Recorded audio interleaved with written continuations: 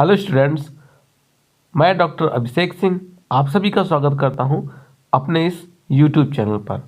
और आज के वीडियो का टॉपिक है बुद्धि के सिद्धांत या थ्योरीज ऑफ इंटेलिजेंस। इसके अंतर्गत हम बुद्धि के कुछ प्रमुख सिद्धांतों का अध्ययन करेंगे। तो चलिए स्टार्ट करते हैं आज की क्लास। मनोविज्ञान के अंतर्गत बहुत से मनोवैज्ञानिकों ने बुद्धि को परिभाषित करने का प्रयास किया और बुद्धि के अनेक सिद्धांत भी दिए। इन सिद्धांतों को दो ग्रुप में डिवाइड किया जा सकता है। एक है क्लासिकल थ्योरीज या प्राचीन सिद्धांत और दूसरा है मॉडर्न थ्योरीज या आधुनिक सिद्धांत। तो सबसे पहले हम बात करते हैं क्लासिकल थ्योरीज की, कि बुद्धि से रिलेटेड जो प्राचीन सिद्धांत हैं वो बुद्धि के बारे में क्या कहते हैं। तो इस सिद्धांत के जो मुख्य प्रतिपादक थे, जो प्रणेता थे, वो थे सर फ्रांसिस गाल्टन और J.M. कैटल।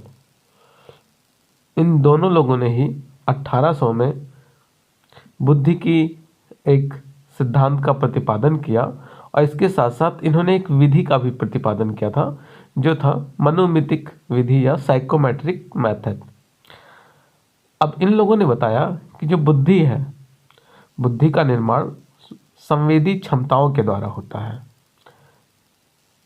संवेदी क्षमताएं मतलब जो हमारी सेंस से रिलेटेड एबिलिटीज़ होती हैं, सेंसेस की एबिलिटीज़ होती हैं, उसके द्वारा इन्होंने बताया कि बुद्धि का निर्माण होता है। लेकिन इनका जो सिद्धांत था वो वैज्ञानिक मॉडल पर उतना सही नहीं साबित हुआ और इसीलिए इसको रिजेक्ट कर दिया गया। फिर अब बात करते हैं आधुनिक मनोवैज्ञानिकों की या आधुनिक सिद्धांत की। तो जो आधुनिक सिद्धांत है बुद्धि से संबंधित, वो भी दो कैटेगरी में डिवाइड है। एक तो उन मनोवैज्ञानिकों का है जिन्होंने बुद्धि को एक कारक के रूप में परिभाषित किया। उन्होंने बताया कि बुद्धि कई कारकों की एक मिलीजुली क्षमता है। और दूसरा है प्रक्रिया उन्मुखी या प्रोसेस ओरिएंटेड। अब जो प्रोसेस ओरिएंटेड के समर्थक थे, इन्होंने बुद्धि को एक समस्या समाधान करने की प्रक्रिया के रूप में परिभाषित किया कि बुद्धि क्या है, समस्या समाधान करने की प्रक्रिया है। तो जो फैक्टर ओरिएंटेड थे या फैक्टर थ्योरीज से संबंधित मनोवैज्ञानिक थे, उनमें प्रमुख रूप से स्पीयरमैन का नाम, कैटल, उसके साथ साथ थॉर्नडाइक और गिलफोर्ड का नाम आता है। जबकि जो प्रोसेस ओरिएंटेड थ्योरीज के समर्थक हैं, उनमें जीन पियाजे, स्टर्नबर्ग जैसे मनोवैज्ञानिकों का नाम आता है। तो चलिए स्टार्ट करते हैं। सबसे पहले बात करते हैं हम कारकीय सिद्धांत या फैक्टर थ्योरीज को मानने वालों की। जैसा कि यहाँ पर बताया जा रहा है कि जो कारकीय सिद्धांत है या फैक्टर थ्योरीज है, उसमें वही मनोवैज्ञानिक आते हैं जिन्होंने बुद्धि के संगठन की व्याख्या कुछ कारकों के रूप में की और इन कारकों को आपस में मिलाकर ही व्यक्ति के बुद्धि की व्याख्या की जा सकती है, जैसा कि अभी मैंने आपको बताया।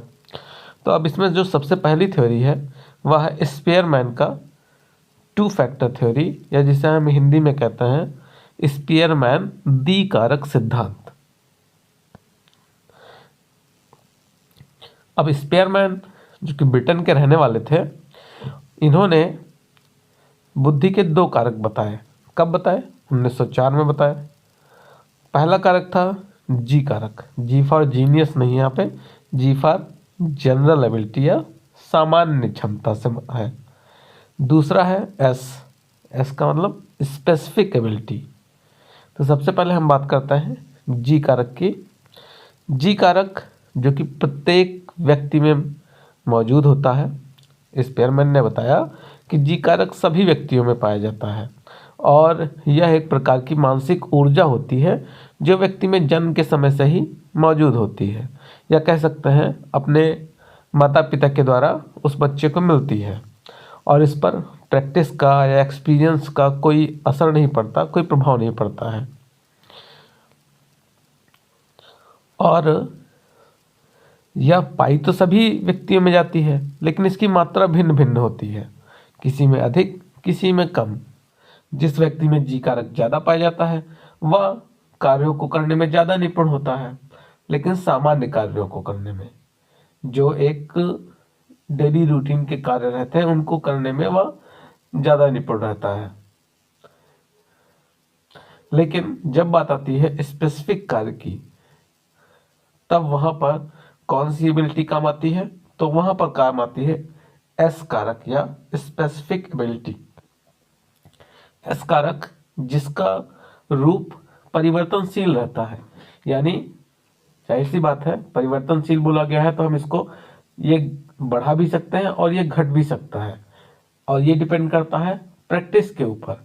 इसे हम अर्जित करते हैं, यानी हम अपने प्रैक्टिस के द्वारा, हम अपने एक्सपीरियंस के द्वारा, हम अपने इन्वायरमेंट से जो भी चीज़ें गेन कर रहे हैं, जो भी चीज़ें सीख रहे हैं, वह सब कहाँ पे आती हैं? तो वो सभी आती हैं एस कारक में। फॉर एग्जाम्पल कि आप क्रिकेट खेल रहे हैं या आप बैडमिंटन खेल रहे हैं या आप बहुत अच्छी कुकिंग कर रहे हैं, तो ये सब क्या है? ये इस एक विशिष्ट गुण है, एक स्पेसिफिक एबिलिटीज है जो अलग अलग कार्यों को करने के लिए अलग अलग रूप में व्यक्ति में मौजूद होती है। आगे देखते हैं। इसमें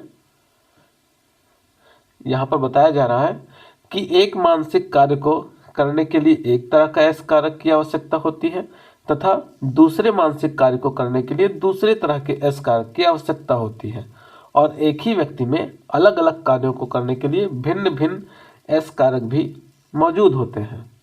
अब यहाँ पर कंफ्यूज होने की जरूरत नहीं है, इसको हम अभी समझते हैं। आशा करते हैं आप सभी को वीडियो पसंद आ रही होगी, तो वीडियो को लाइक करें, चैनल को सब्सक्राइब करें और बेल आइकन प्रेस करें, जिससे अगली वीडियो की नोटिफिकेशन आपको जल्द ही मिल जाए। अब जैसे यहाँ पर बात की जा रही है कि एक मानसिक कार्य को करने के लिए एक तरह के एक्स कारक चाहिए। जैसे अगर आपको मैथ के सवाल लगाने हैं तो आपके अंदर न्यूमेरिक इंटेलिजेंस होना चाहिए, तथा दूसरे मानसिक कार्य को करने के लिए दूसरे तरह के एस कारक की आवश्यकता होती है। लेकिन अगर आपको सिंगिंग करना है तो आप न्यूमेरिकल इंटेलिजेंस से तो काम चलेगा नहीं, उसके लिए क्या चाहिए? उसके लिए आपके अंदर होनी चाहिए म्यूजिकल इंटेलिजेंस। तो समझ में आ रहा है, एक कार्य को करने के लिए एक तरह का इंटेलिजेंस, दूसरे कार्य को करने के लिए दूसरे तरह का इंटेलिजेंस, और एक ही व्यक्ति में अलग अलग कार्यों को करने के लिए भिन्न भिन्न एस कारक मौजूद होते हैं। जैसे एक ही व्यक्ति है, उसके अंदर दो या दो से अधिक कारक भी हो सकते हैं। एक व्यक्ति है वो मैथ के सवाल भी लगा रहा है अच्छा, और सिंगिंग भी अच्छी करता है, यानी उसके अंदर न्यूमेरिक इंटेलिजेंस भी है और इसके साथ साथ उसके अंदर म्यूजिकल इंटेलिजेंस भी काफ़ी ज़्यादा है। तो इसीलिए कहा गया कि एक ही व्यक्ति में अलग अलग कार्यों को करने के लिए भिन्न भिन्न एस कारक की मात्रा मौजूद होती है। और उसके बाद क्या कहा गया यहाँ पर कि इस कार्य को व्यक्ति प्रशिक्षण एवं पूर्व अनुभव के आधार पर बढ़ा भी सकता है।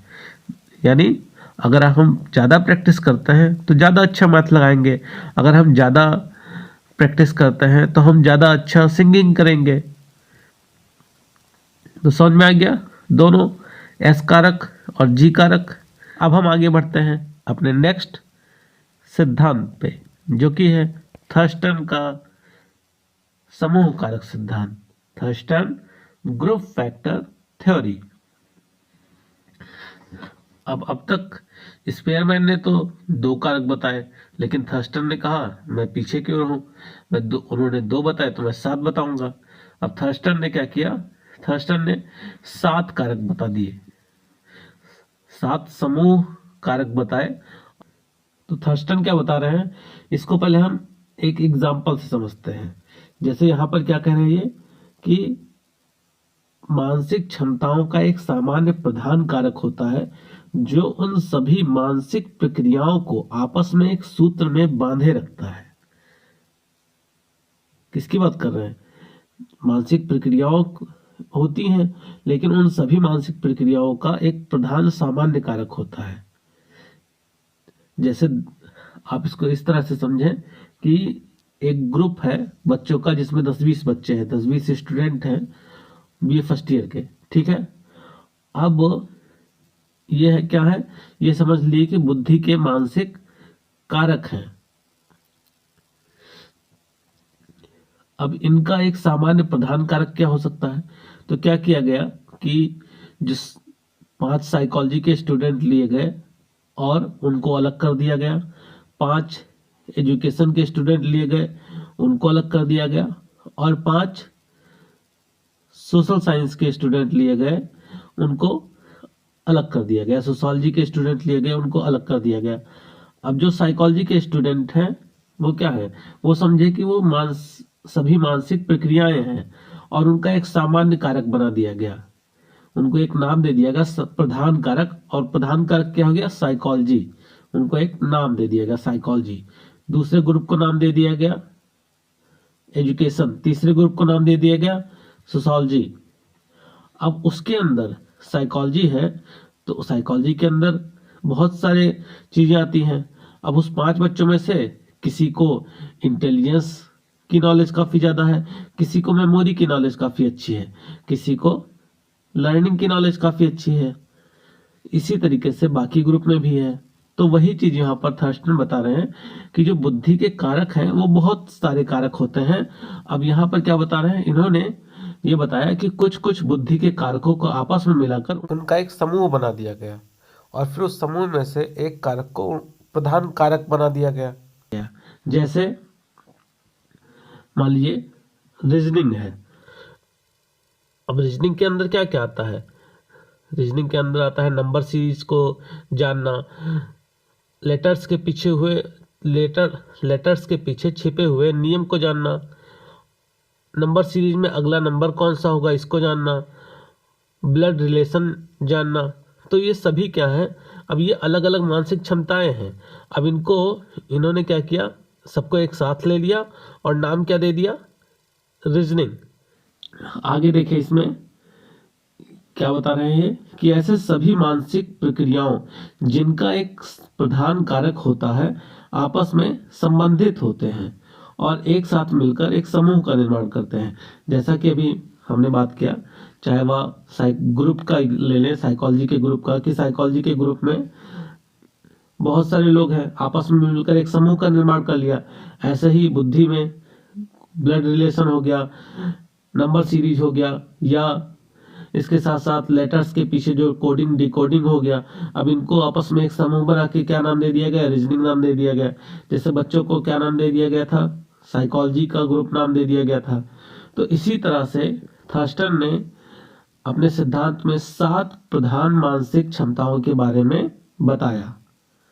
अब वो मानसिक क्षमताएं कौन सी हैं इसको देखते हैं हम। और इन मानसिक क्षमताओं को मापने के लिए इन्होंने एक टेस्ट भी डेवलप किया जिसका नाम था test of primary mental abilities. अब इनकी जो 7 प्रधान कारक हैं उसमें पहला है शाब्दिक अर्थ क्षमता, वर्बल मीनिंग एबिलिटी। अब इस मीनिंग में क्या होता है, इस क्षमता के द्वारा तो शब्द या वाक्य के अर्थ को समझना। जो भी हम शब्द या वाक्यों के अर्थ को समझते हैं तो वो सब किसमें आता है, वो सब थर्स्टन के द्वारा, अगर बात करें थर्स्टन के सिद्धांत की, तो वो सब आता है शाब्दिक अर्थ क्षमता या वर्बल मीनिंग एबिलिटी के अंतर्गत। दूसरा है शब्द प्रवाह क्षमता, वर्ड फ्लुएंसी एबिलिटी, अलग अलग शब्दों को सोचने की क्षमता। जैसे आपके वोकेबुलरी कितनी अच्छी है, आपका शब्दकोश कैसा है, कि आप कितने शब्दों को अलग अलग सोच सकते हैं। तीसरा है स्थानिक क्षमता, स्पेशियल इंटेलिजेंस, यानी जो आपके सामने कोई वस्तु होती है तो उस वस्तु और आपके बीच में जो एक स्पेस है उसका सही अनुमान लगा लेना, या कोई वस्तु है उसको हाथ में लेकर उसके सही वेट का अंदाजा लगा लेना। ये सब क्या है, ये सब स्पेशियल इंटेलिजेंस के अंतर्गत आते हैं।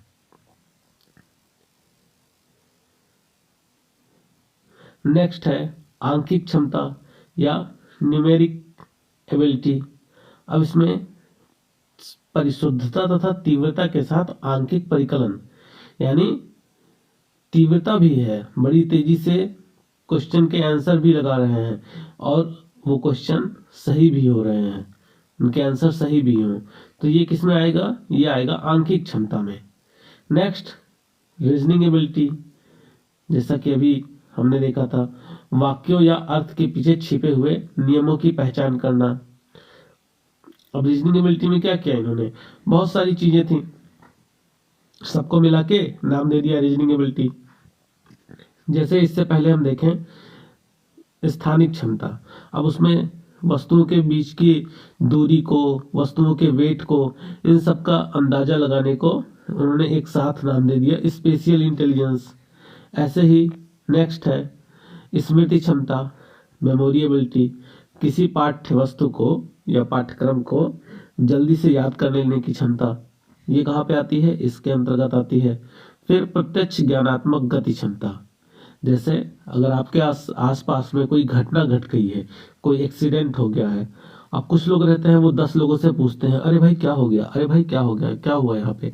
कुछ लोग रहते हैं एक लोगों से पूछा या पूछा भी नहीं, खुद से ही वो समझ जाते हैं कि एक्सीडेंट हो गया या कहीं पे मारपीट हुई या कोई और हादसा हो गया। वो उनकी जो परसेप्चुअल स्पीड एबिलिटी रहती है वो काफ़ी अच्छी रहती है और वो देखते ही समझ जाते हैं कि घटना के पीछे कारण क्या है, ये घटना क्यों घटी है। नेक्स्ट, इसके बाद आपको दिख रहा है यहाँ पर गिलफोर्ड, लेकिन इसका अध्ययन करेंगे हम नेक्स्ट वीडियो में। तो आशा करते हैं आपको वीडियो पसंद आई होगी। धन्यवाद।